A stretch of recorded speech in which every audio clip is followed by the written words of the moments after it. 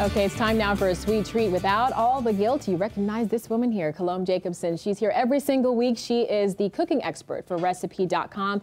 And Colombe is going to be showing us how to make a delicious zucchini oat bread. I've heard of zucchini bread, but zucchini oat bread is a little different twist. Right, so it gives it a little different texture. Also, oats are very healthy for you. Yeah. And this is one of my favorite quick breads, and it's a great way to use a lot of zucchini. I remember we used to get these huge zucchinis from the garden, and this is what we would do with them. And you know, it's a great way to introduce your kids to zucchini. Make they don't like zucchini so much. This is a winner. This is a crowd pleaser. And it's good for the fall too. It has a different taste for the fall. So yes. Let's talk about the ingredients first. What do you need to make this? Well, first thing is a great tip. You use a tray underneath all of your ingredients so that when you're measuring, if you make a mess, it's just a tray filled with the mess. So I like to always, use a sheet pan or just any kind of a tray. It's an easy way to clean up. Okay, so you grease your pan, and then you go ahead and you whisk your eggs until they're nice and frothy. How many eggs do you use? This is 3 eggs. 3? Okay. 3 eggs. And then you add your sugar. Okay.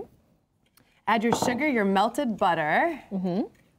And are you, as far as the type of butter, does it matter for this? You can use salted or unsalted, whichever you prefer. If you like a little bit more salty, you can use a salted butter. Hold this down for and you. then the great thing is that we're adding applesauce, which adds a nice richness and moistness without the added fat of butter. So you can cut the butter down and add a little applesauce. I see that in a lot of recipes, and I always wondered what it added to the recipe. It adds a depth of flavor, it adds a moisture, and also a richness. Gotcha. It's getting heavy in here. It's getting heavy. All right, and then we'll add our vanilla. Okay.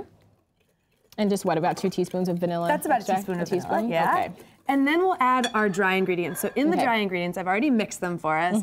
This is flour, oats, a little bit of cinnamon for that nice spice. You've also got baking soda and baking powder. Okay. So we'll go ahead and add that.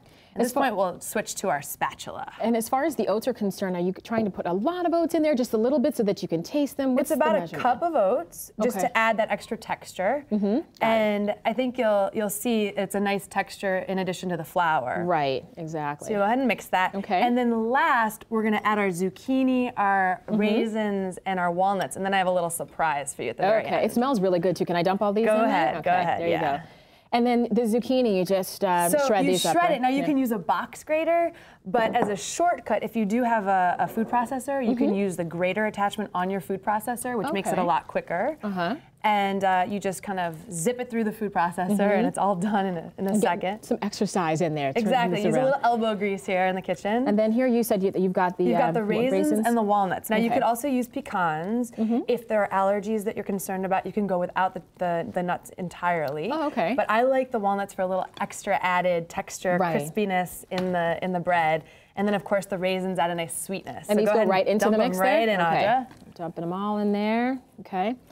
And we're making quite a large loaf here. Yeah. And what's great about it is that what I love to do is I like to slice it individually portioned and then put it in the freezer so you can just pop it in the toaster oven as you need it. Oh, look at that. So that's a nice way to save a little time. Right. Now what's this last ingredient? And the last ingredient I'm going to show you in just a second. So we're all mixed up and I've got my pre-greased pan right here. I'm just going to go ahead and pour it into How long does this bake for? This bakes for about 1 hour and 20 minutes on 350 degrees, so it does cook a little slower, but it allows everything to get nicely cooked through. There's always different ways of testing how certain types of baked goods are done. How do you test this I like to take a toothpick into the very center because that's kind of the highest point of the loaf. Like a regular cake, right? Exactly, and then if it comes out clean, then you know it's done. Gotcha. Okay, so we've got that, and then my final step, we're almost there, is a sprinkling of sugar and cinnamon. So it adds a little extra texture on top, a little crispiness. Right, right. And you just go ahead